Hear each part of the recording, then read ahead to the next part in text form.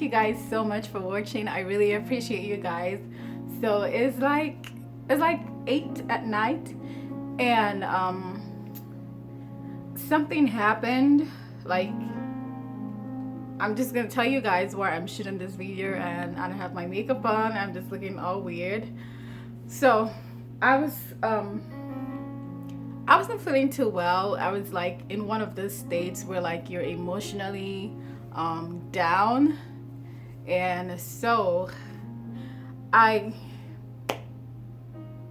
after speaking to my friend, I got up. And it's very important that you have friends that are able to encourage you in difficult times. Like, I called my friend and I told this friend that, hey, I'm not feeling too well. I feel so down.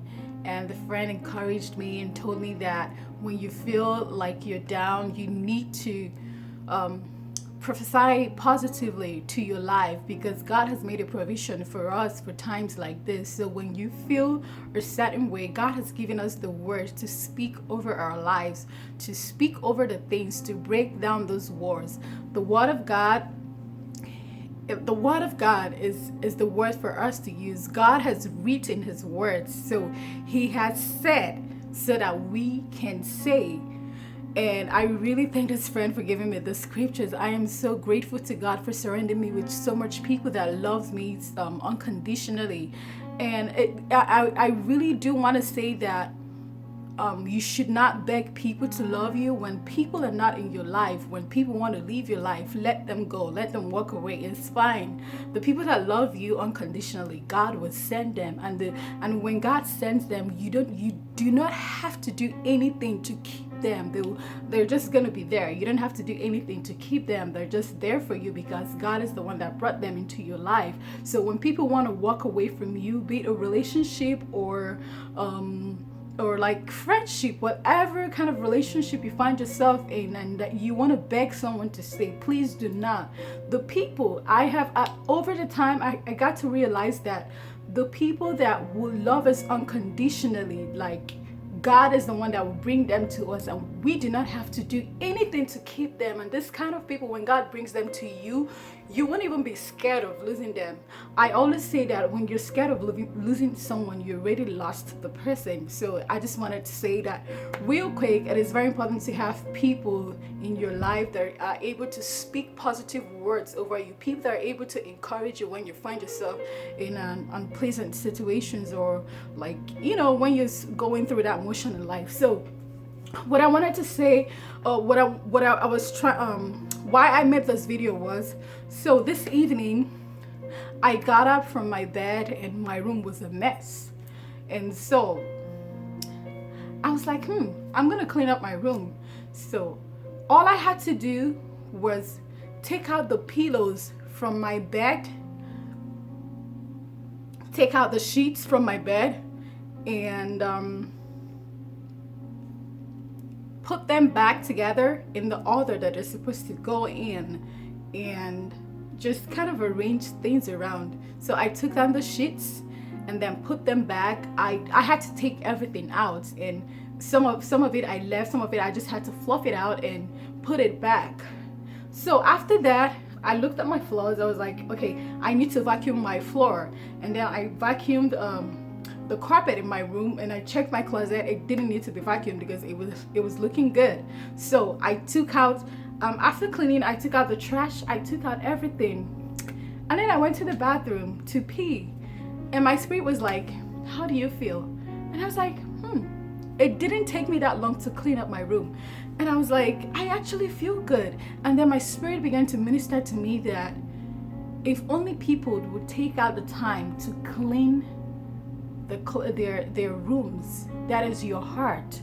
Sometimes we go through situations, we go through a lot of things, like by the day, by the week, there are things that have, like, we have this build ups inside of us that we need to sometimes make out time to clean those things. We need to make our time to take away the things that we don't need. We need to make our time to straighten out things in our life, because the more you leave them, the more they continue to grow. And some of it could be bacteria. It could be like things grow in different shapes, forms, and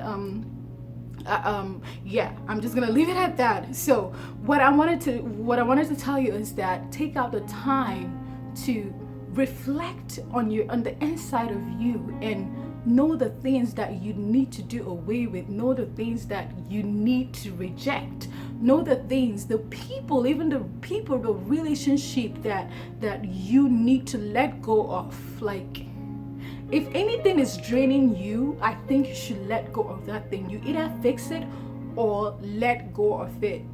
You can clean your house. It is very, very possible for you to clean the inside of your heart. You do not need a pastor, you don't need a prophet to do that. You have everything you need. You have the vacuum, and which is Jesus Christ. He's made the provision for us to clean our house when it gets dirty. So I want to encourage someone. I don't know what you're going through. I don't know what baggages you have, but I want to let you know that it is possible for you to clean up and take out the trash. That is what I did there. It is possible for you to clean up and take out the trash, and when you do that, you'll feel so much better. Like, let me tell you, in the house, right, my apartment is not always this clean. There are times when like it's all a mess. There are times when it's all a chaos, and there are times when you go to people's house, it looks so clean, it looks so good, like it looks so sparkling.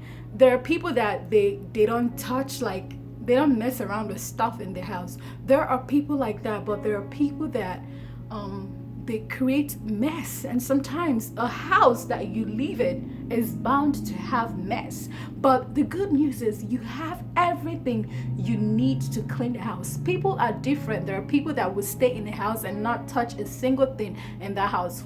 Why? There are people that are built in a way that they're very touchy. They have to touch everything in the house. They have to like move things around. People are different. So don't let anybody make you feel less of yourself because you're not like perfect, or because you don't look perfect, or because you're not as this person. Everybody, we're on a different race, we're on a different journey. The more the better for you if you would understand that we're on a different race, on a different journey. Your journey and my journey, they are not the same. So do not let anybody to judge you on that aspect.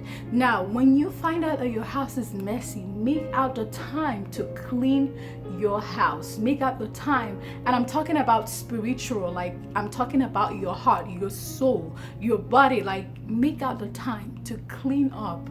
There is always going to be a vacuum for you to clean up. There are always going to be things for you to straighten out.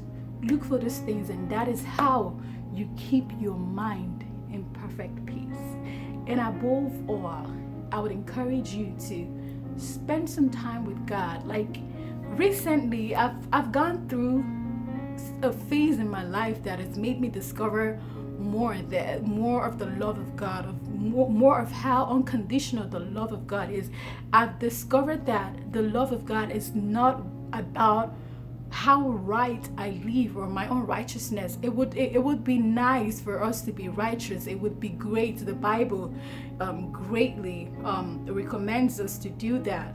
But in the midst of my mess, in the midst of this chaos, I've discovered so much that the love of God is really unconditional. So I don't know what you're going through. I don't know where you have been. I don't know what it is, but I want you to understand God's love is the love that never requires anything from you. His love is there.